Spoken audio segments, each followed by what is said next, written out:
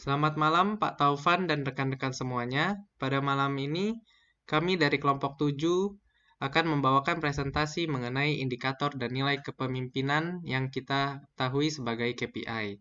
Kelompok kami terdiri dari Pak Charles, Pak Ilwandi, Pak Kokwi, saya sendiri, Marcelino, Pak M. Ferdiansyah, dan Pak Nixon. Sebelum kita membicarakan mengenai KPI sendiri, kita harus mengetahui apa itu nilai-nilai kepemimpinan. Nilai kepemimpinan adalah sejumlah sifat utama yang harus dimiliki seorang pemimpin agar kepemimpinannya dapat efektif dan efisien untuk mencapai tujuan yang sudah ditentukan. Beberapa nilai kepemimpinan yang kita perlu miliki adalah sebagai berikut. Yang pertama adalah integritas dan moralitas. Yang kedua, pemimpin itu harus memiliki tanggung jawab. Dan yang ketiga, pemimpin itu harus mempunyai visi misi seorang pemimpin. Dan yang keempat adalah pemimpin harus bijaksana. Yang kelima, kepemimpinan harus memiliki keteladanan. Yang keenam, harus menjaga kehormatannya sebagai seorang pemimpin. Dan yang ketujuh, pemimpin itu harus memiliki iman yang tinggi. Kedelapan, pemimpin harus memiliki kemampuan untuk berkomunikasi baik dengan rekan kerja maupun dengan klien-klien kerja. Yang kesembilan, seorang pemimpin harus memiliki komitmen untuk meningkatkan kualitas SDM-nya. Baik, selanjutnya akan dilanjutkan oleh rekan saya yaitu Pak Charles Samuel. Nilai-nilai kepemimpinan yang barusan disebutkan oleh teman kami tentunya itu akan berlaku jika seorang pemimpin mengetahui apa yang akan dicapainya. Dalam hal ini ketika kita membicarakan pencapaian, kita berbicara tentang Key Performance Indicators. Seperti yang bisa kita lihat di sini, KPI merupakan matrik baik financial maupun non-financial yang digunakan oleh perusahaan untuk mengukur performa kinerjanya. Karena KPI itu merupakan alat ukur performa kinerja sebuah perusahaan, maka Key Performance Indicators juga harus mencerminkan tujuan yang ingin diraih oleh perusahaan tersebut.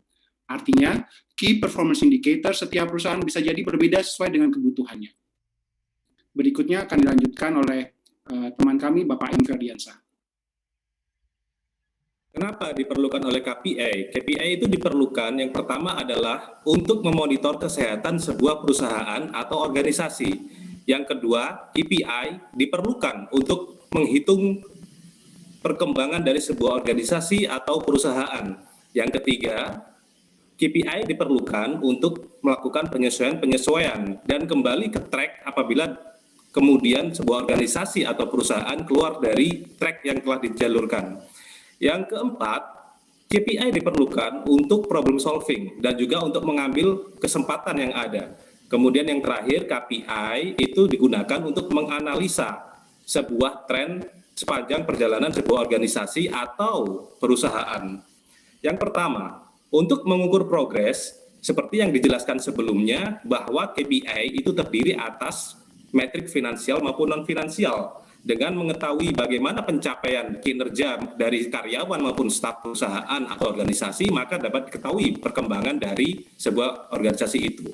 Yang kedua, untuk mendapatkan koreksi adalah kita bisa memberikan hasil pengukuran dengan KPI ini. Setelah pengukuran dilakukan, maka kita harus analisa hasilnya, kemudian kita lakukan kembali ke arah yang seharusnya apabila terdapat yang sesuatu yang melenceng.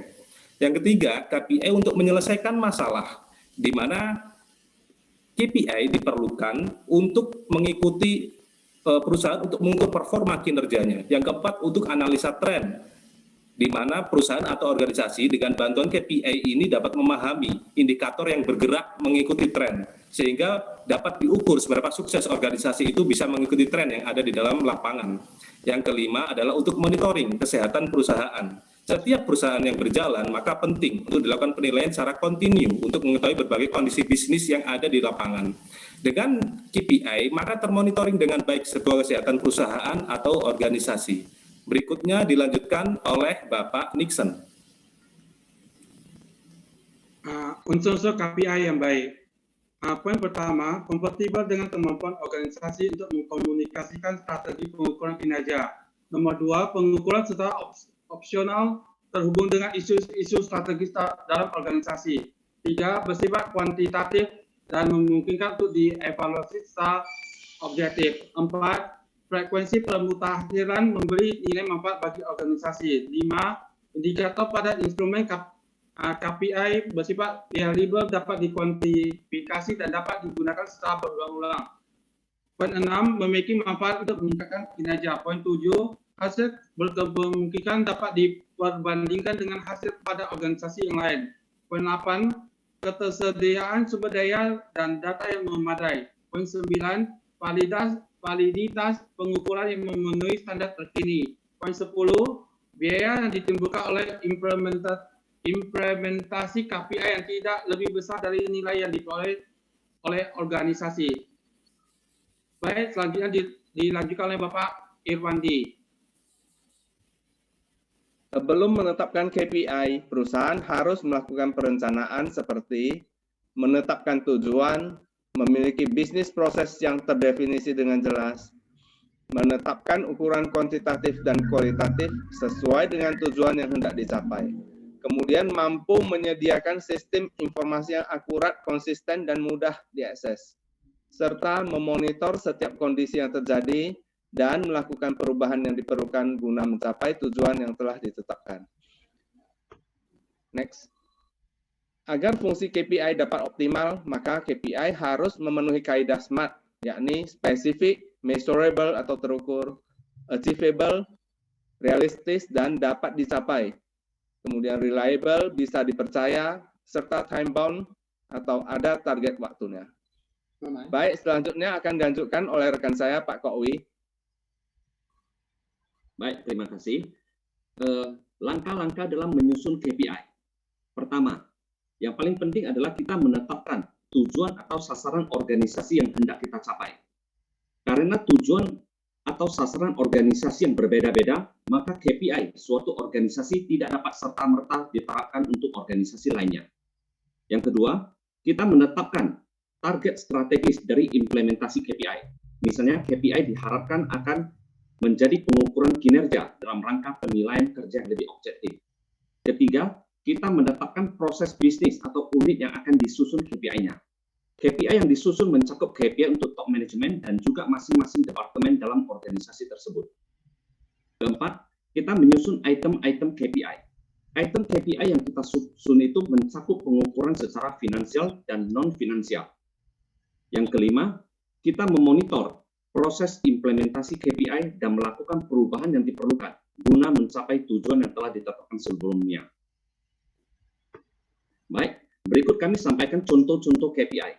Dalam contoh KPI ini, KPI itu kita bagi atas 4 perspektif. Berupa 1 perspektif finansial. Misalnya, pertumbuhan penjualan di atas 10%. Yang kedua, net profit margin minimal 5,25%. Ini kita tetapkan bobotnya masing-masing. Boleh 10%, boleh 20%, sesuai dengan pertimbangan masing-masing perusahaan. Yang kedua, perspektif pelanggan, misalnya indeks kepuasan pelanggan di atas 8, keluhan pelanggan yang berkaitan dengan mutu maksimal 2 per bulan. Yang ketiga, perspektif operasional, misalnya yield produksi minimal 99%, konsumsi gas maksimal 35 MMBTU per metrik ton produksi, konsumsi listrik maksimal 110 kWh per metrik ton produksi. Yang keempat yang tidak kalah penting adalah perspektif pembelajaran. Misalnya jumlah jam training karyawan itu minimal 20 jam per karyawan per tahun, employee turnover maksimal 5%. Demikian contohnya. Demikian presentasi kami, saya kembalikan ke Pak Marcelino. Terima kasih. Baik, terima kasih Pak Kokwi. Rekan-rekan semuanya, ini di penghujung acara presentasi kami. Terima kasih atas perhatiannya. Bagi yang ingin bertanya, saya persilahkan untuk bertanya.